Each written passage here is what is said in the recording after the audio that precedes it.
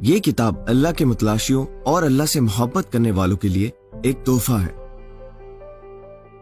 اطلاع برائے ذاکرین، یہ کتاب حق پرستوں، منصف مزاج لوگوں اور اللہ کے طالبوں تک پہنچانی ہے۔ ازلی منافق اس کو تلف کرنے کی کوشش کریں گے۔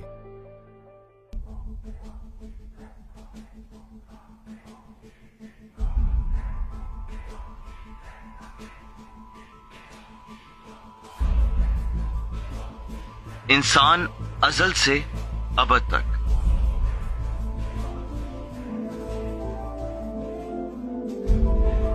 حضرت سیدنا ریاض احمد گوہر شاہی۔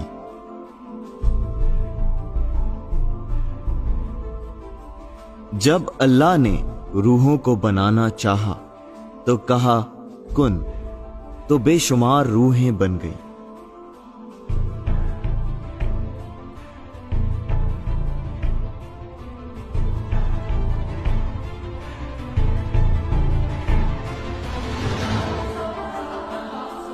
اللہ کے سامنے اور قریب ارواح نبیوں کی، پھر دوسری صف میں ولیوں کی، پھر تیسری صف میں مومنین کی، پھر ان کے پیچھے عام انسانوں کی، پھر حد نگاہ سے دور صف میں عورتوں کی روحیں بن گئیں،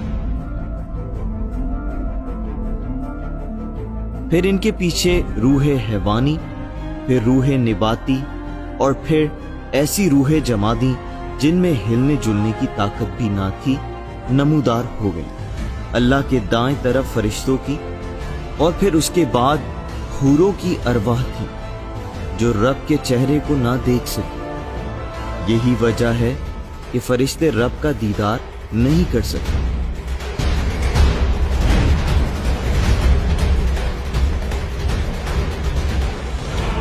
پھر پیچھے نوری موکلات کی روحیں جو دنیا میں آ کر نبیوں ولیوں کی امدادی ہوں، پھر بائیں جانب جنات کی روحیں، پھر پیچھے سفلی موکلات، پھر خبیثوں کی روحیں جو دنیا میں آ کر ابلیس کی امدادی ہوں۔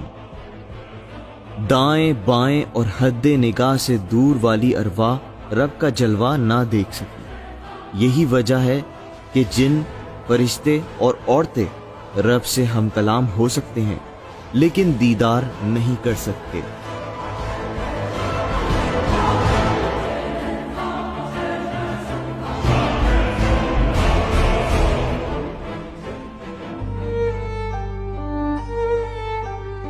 کرۂ ارض میں ایک آگ کا گولا تھا۔ حکم ہوا ٹھنڈا ہو جا، پھر اس کے ٹکڑے فضا میں بکھر گئے۔ چاند، مریخ، مشتری، یہ دنیا اور ستارے سب اسی کے ٹکڑے ہیں، جبکہ سورج وہی باقی ماندہ گولا ہے۔ یہ زمین راکھ ہی راکھ بنی، جمادی روحوں کو نیچے بھیجا گیا جن کے ذریعے راکھ جم کر پتھر ہو گئی، پھر نباتی روحوں کو بھیجا گیا جس کی وجہ سے پتھروں میں درخت بھی اگائے، پھر حیوانی روحوں کے ذریعے حیوان نمودار ہوئے۔ اللہ نے سب روحوں سے یہ بھی پوچھا تھا، کیا میں تمہارا رب ہوں؟ سب نے اقرار کیا اور سجدہ کیا تھا، یعنی پتھروں اور درختوں کی روحوں نے بھی سجدہ کیا تھا۔ وَالنَّجْمُ وَالشَّجَرُ يَسْجُدَانِ، سورہ رحمان القرآن۔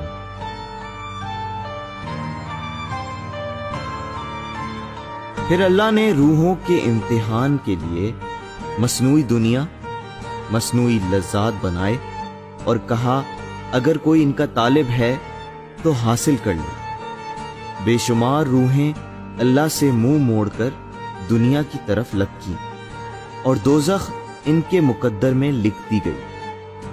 پھر اللہ نے بہشت کا نظارہ دکھایا جو پہلی حالت سے بہتر اور اطاعت و بندگی والا تھا۔ بہت سی روحیں ادھر لپکیں، ان کے مقدر میں بہشت لکھ دی گئی۔ بہت سی روحیں کوئی فیصلہ نہ کر پائیں، انہیں پھر رحمان اور شیطان کے درمیان کر دیا۔ وہی روحیں دنیا میں آ کر بیچ میں پھنس گئیں، پھر جس کے ہاتھ لگ گئیں اسی کی ہو گئیں۔ بہت سی روحیں اللہ کے جلوے کو دیکھتی رہیں، نہ دنیا کی اور نہ ہی جنت کی طلب۔ اللہ کو ان سے محبت اور انہیں اللہ سے محبت ہو گئی۔ انہی روحوں نے دنیا میں آ کر اللہ کی خاطر دنیا کو چھوڑا اور جنگلوں میں بسیرا کیا۔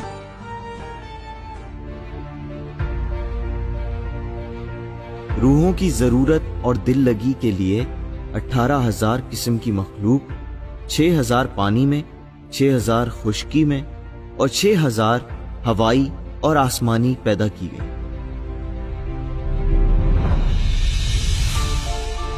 پھر اللہ نے 7 قسم کی جنت اور 7 قسم کی دوزخ بنائی۔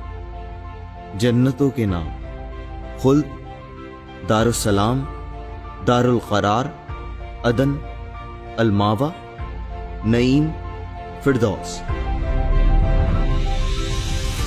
دوزخوں کے نام: سقر، سعیر، نتا، حتمہ، جہیم، جہنم، حاویہ۔ مندرجہ بالا سارے نام سریانی زبان، وہ زبان جس میں اللہ فرشتوں سے مخاطب ہوتا ہے، کہ ہیں۔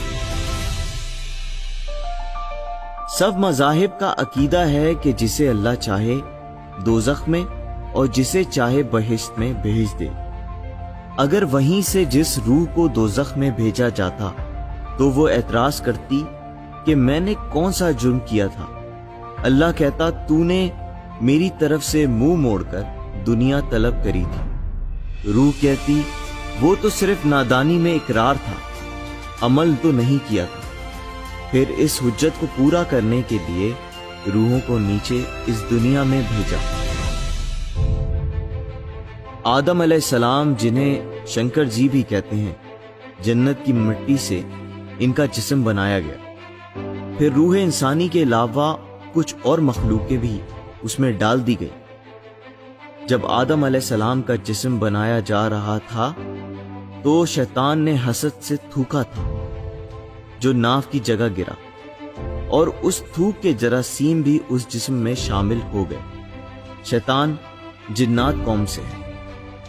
ایک حدیث میں ہے کہ جب انسان پیدا ہوتا ہے تو اس کے ساتھ ایک شیطان جن بھی پیدا ہوتا ہے۔ جسم تو صرف مٹی کا مکان تھا جس کے اندر 16 مخلوقوں کو بند کر دیا، جبکہ خناس اور 4 پرندے اور بھی ہیں۔ آدم علیہ السلام کی بائیں پسلی سے عورت کی شکل میں مواد نکلا، اس میں روح ڈال دی گئی جو مائی حوا بن گئی۔ بعد میں بہشت سے نکال کر آدم علیہ السلام کو سری لنکا اور مائی حوا کو جدہ میں اتارا گیا، جن کے ذریعے ایشیائیوں کی پیدائش کا سلسلہ شروع ہو گیا، اور آسمان سے باقی روحیں بھی بتدریج آنا شروع ہو گئیں۔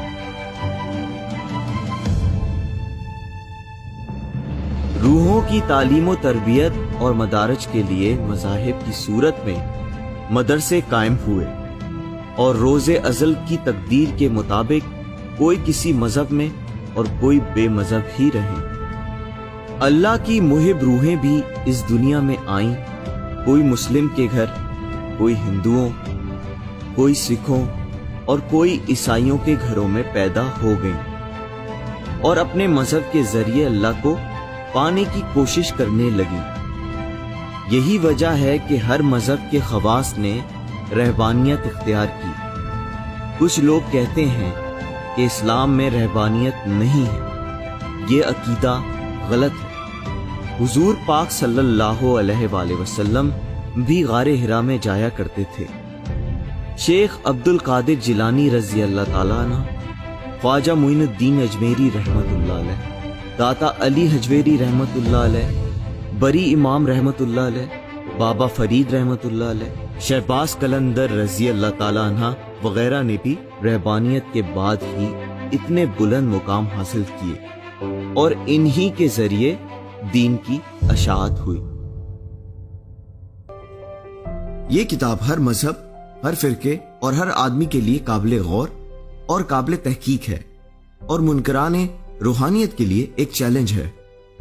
وہ کون سے بندے کا راز ہے جو اس کتاب میں درج نہیں ہے؟ معلومات اور تحقیقات کے لیے اس کتاب کو ضرور پڑھیے۔